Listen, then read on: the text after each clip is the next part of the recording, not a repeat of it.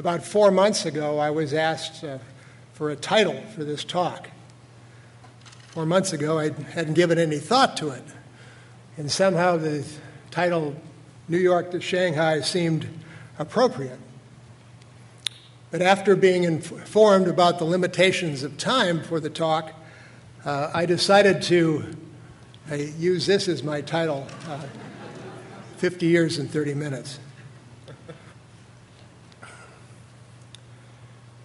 The decision as to how much to show of 50 years' work was one which I debated. I was tempted to hide behind 3 or 4 buildings that turned out reasonably well. Thought that maybe that would be the easiest way to deal with such a short period of presentation time. But then I thought, that really doesn't give you a sense of the whole picture. One really should show it all, or almost all of it. And so I decided to do this, to put all of the buildings together into a chronological, a very strictly chronological ordering, and order them by the decades as well. And the beginning of all this for me, I'm doing this right, took place exactly 50 years ago this month. I was a student at the University of Minnesota, asked to generate a program for anything of my desire, and so I decided to deal with an elevated block of housing on a site that I used to ride a horse on when I was a child. At the same time, I was working on this building 50 years ago this month. I asked my wife Elizabeth to marry me. So that month, 50 years ago, was a very important time in my life.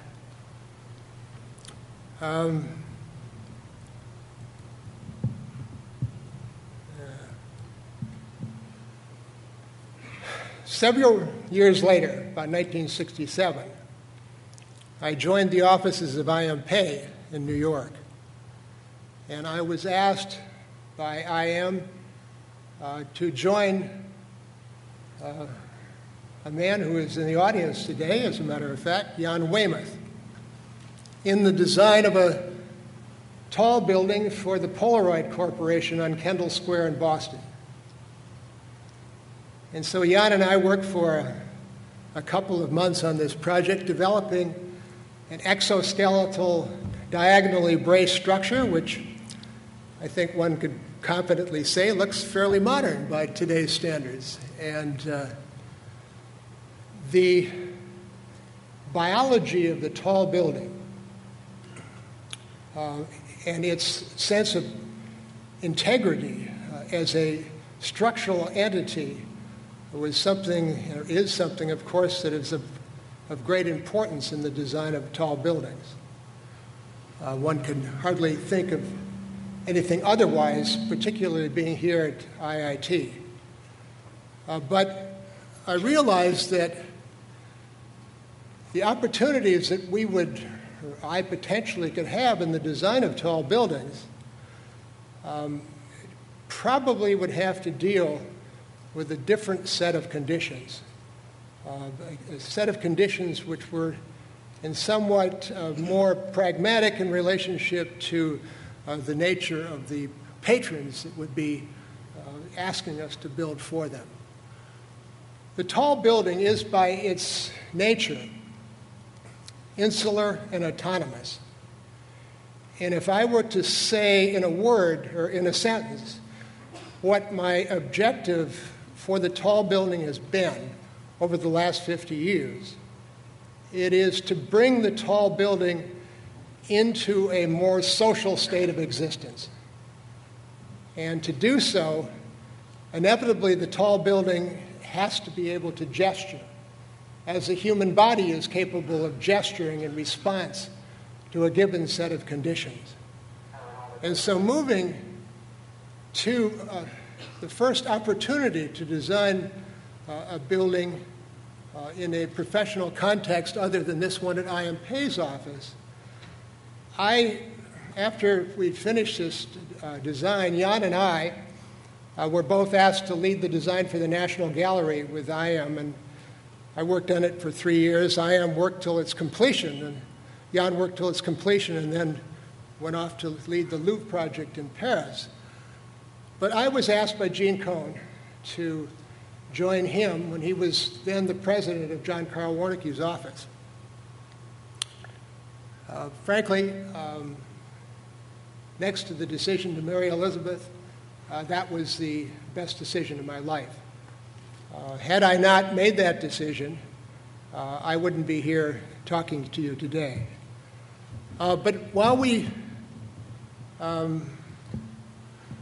at Warneke's office, it's supposed to be coming forward here. There we go. While at Warneke's office, I had an opportunity to work on the Brooklyn criminal courts. And this building is important to me for 2 reasons. The most important reason is that I had an opportunity to work with Bill Louie, who has subsequently become a design partner in our office, is officially recognized as the CEO of Kohn Pedersen Fox, and who has been a lifelong friend. This began a method of working for me which always brought me into a collaboration with a young designer. These designers are getting younger all the time, but nevertheless, that dialogue, that relationship between an individual, 2 individuals, predominantly on the design of a building, for me is an extremely important method of working. So in many respects, I remember the relationships as well or better than the buildings themselves. But in this particular case, the criminal courts building, it was the first attempt to allow the building to gesture to the dominant responses of the site, the curving form facing the axis of Adams Street, each of the faces of the building being very different. And that then, having a little trouble with the technology here, led to this building, 333 Wacker Drive, that you're familiar with here in Chicago. Alex Ward joined me in the design of this building, and clearly its gestural capability in response to the bend of the Chicago River, in response to the specific aspects of the place, was obviously a determining aspect of the building's form. However, we, at that particular point in time, were then involved with, if you look at the row 1980s, we were involved with an entirely different strategy for a period of time. One can say that it was a bowing to the forces of style that were existing at the time in the era of postmodernism. I like to believe that it was a genuine attempt to try to find ways of creating linkage and connection for the tall building in the urban fabric. Classical language is established to be able to create connections between buildings. And those communities, which in fact generate a commonality of expression towards the manner in which they meet the earth and meet the sky and meet each other, tend to be the most visually reinforcing urban environments. So beginning with a project in New York, which I worked on with my partner David Leventhal, taking the tall building and dividing it into the classical tripartite organization and taking each of the pieces and dividing them into an organization of a base and a middle and a top. The boundaries of the building being very clearly defined was an attempt to try to find a language that could be potentially utilized in common by designers of tall buildings in an effort to achieve a sense of linkage or unity to the urban fabric. Perhaps it was naive of me to think that this was an achievable possibility, but a whole series of buildings were done with that particular intention in mind.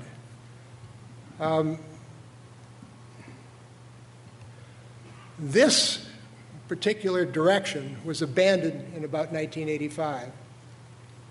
And this was the building, the DG Bank in Frankfurt, that I worked on in a competition with John Koga.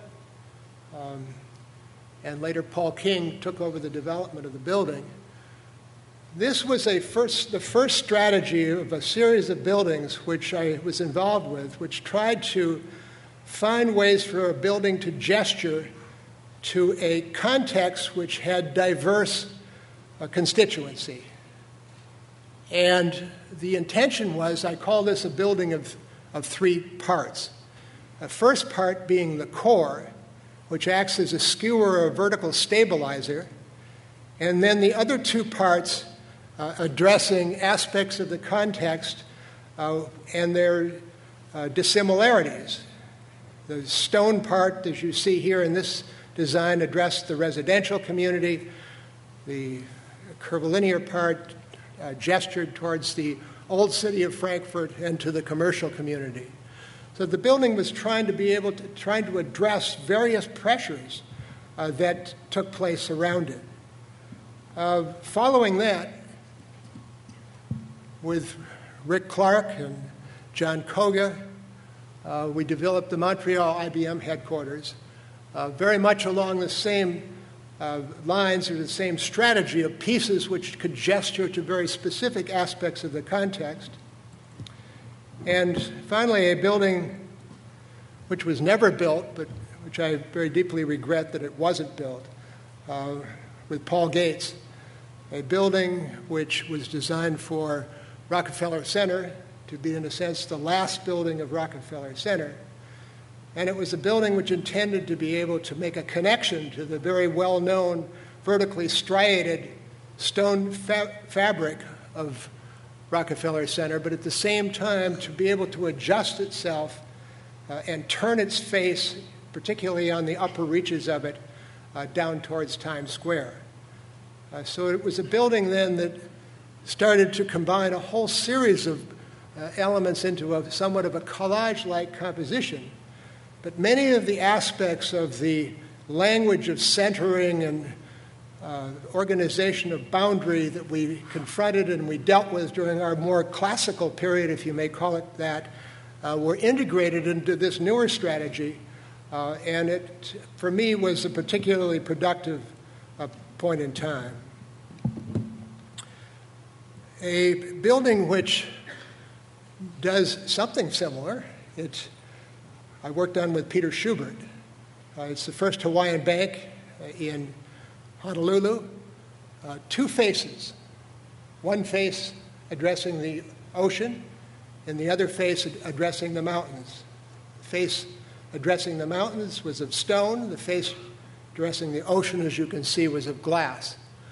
And so this tower, essentially a tower composed of two parts, became sort of the last in this series of buildings that were done to address a very particular scale, which is the scale of the tall buildings that rises up to about, let's say, 50 stories. Once you get past that point, an entirely different set of rules applies, at least in my mind. And this building, which has emerged fairly recently, started design in 1994. It started with my friend Josh Chaikin, who worked on it in its first phase.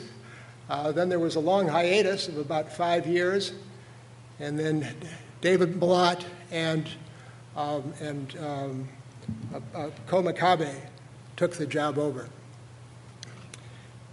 I just remember that I was somewhat delinquent in not, if you won't mind my backtracking a little bit here, in mentioning the period of time when we were working on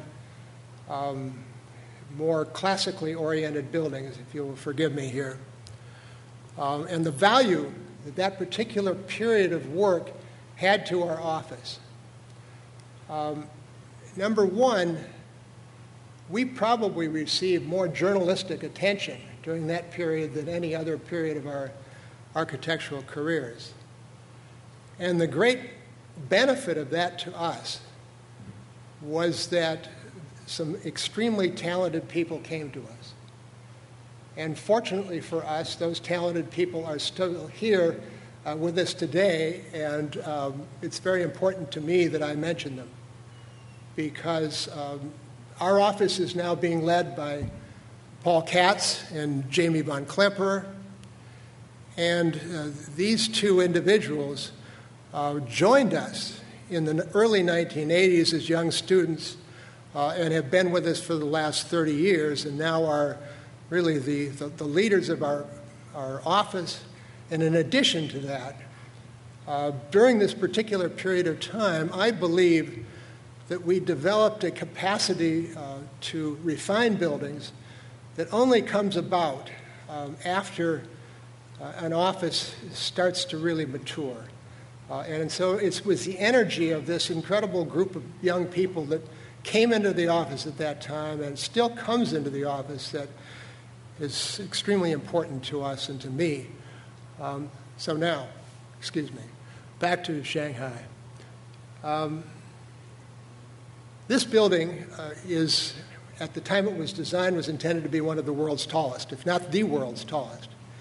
Mr. Mori from Tokyo is our client.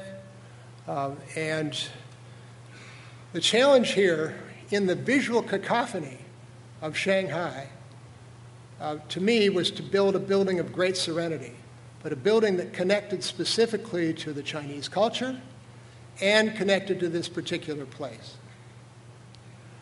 So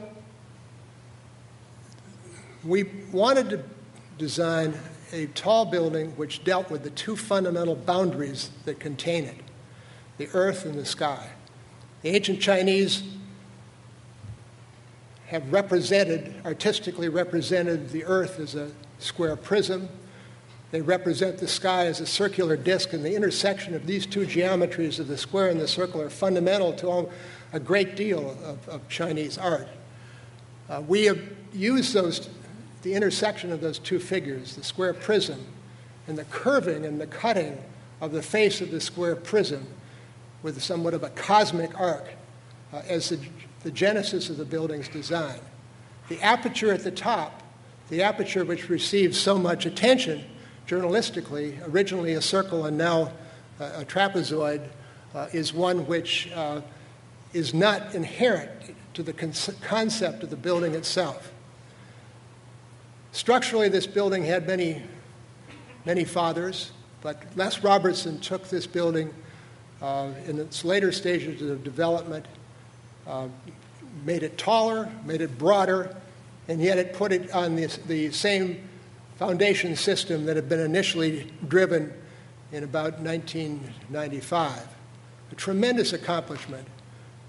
Les designed a brilliant structure which we proceeded to cover up, but nevertheless a brilliant structure. But what is really important about this building, I believe, is not just the architectural characteristics of it, but the programmatic characteristics of it. Mr. Mori understood the civic responsibility of a building of this type and created elements within it which addressed that civic responsibility.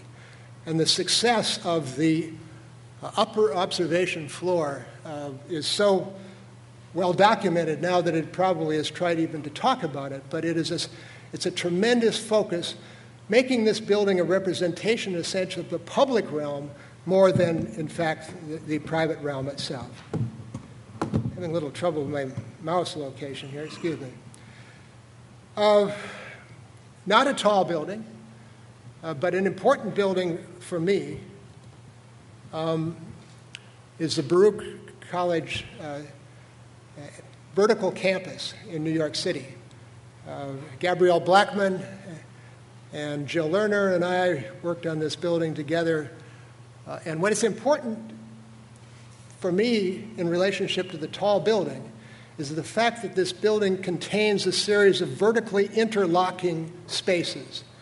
And it's my particular belief that this spatial type has tremendous application to the future of the tall building. How that will manifest itself, I think, remains to be seen. A building that I regret not having been able to build, but which we won in a competition with Daewoo on Busan, a sail-like site at the site of the, I believe it was 1988 Olympic sailing venue. It was a structure that Rob Whitlock and I worked on together, and one which tries to amplify the sense that a tall building, in fact, needs to, the taller it rises, become, in fact, more serene rather than more agitated. Going up now and almost finished. It's been a while we've waited for it. Paul Katz, David Malott, and I and Trent Tesh in the initial competition phases joined together to design this building, which looks relatively quiet as it stands on the Hong Kong harbor.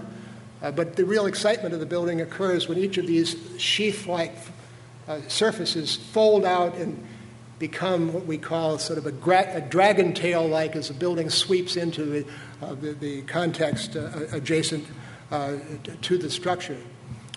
O'Vera and David Scott were very crucial in the design of this building for us.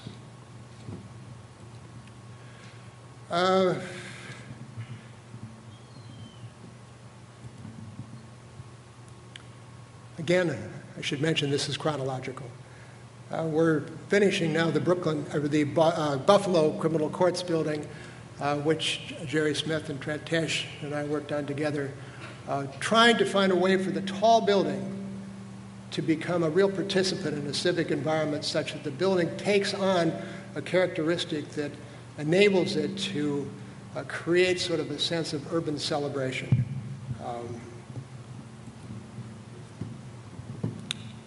And